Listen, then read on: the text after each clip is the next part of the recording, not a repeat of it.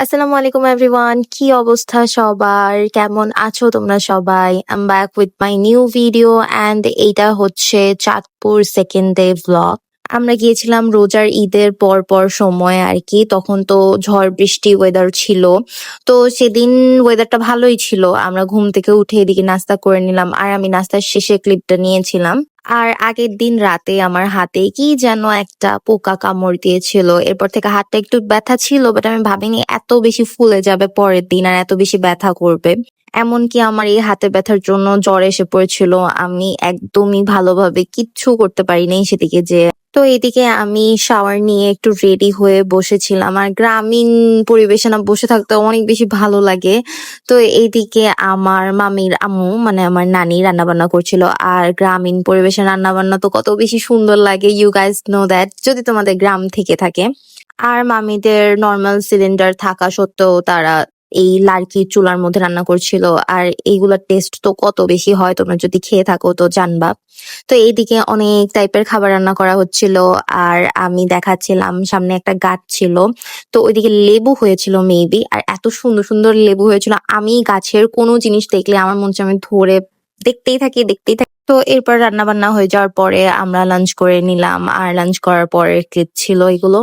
তো এরপরে আমি কোক খাচ্ছিলাম। আর হ্যাঁ, আমাদের মেইন ক্যারেক্টার যাকে আমি একটু দেখাইনি এখন পর্যন্ত, উনি এসে পড়ে।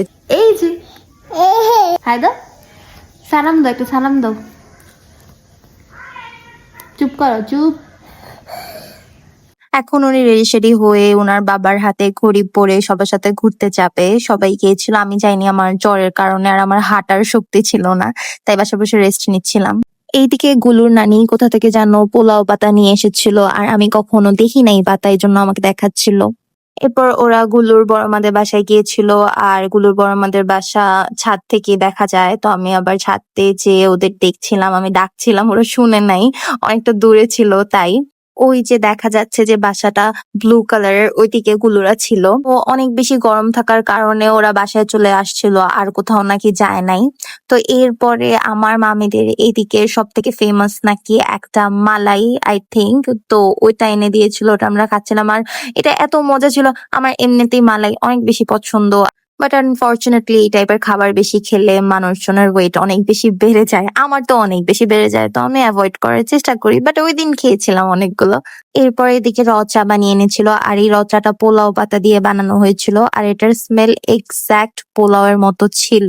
এরপরেও আরো অনেক কিছু খাওয়া হয়েছিল, নুডলস, এরপরে অনেক কিছু আরো, তাই আমার আর ডিনার করা হয় নাই। তো পরদিন সকালে আমরা চলে আসবো এরকম টাইমে, আমার মামি কিছু জিনিসপত্র ঢাকায় নিয়ে আসবে তাই প্যাক করছিল, কারণ আমার নানি নানা ভাইয়া তো আসে নাই তাদের জন্য।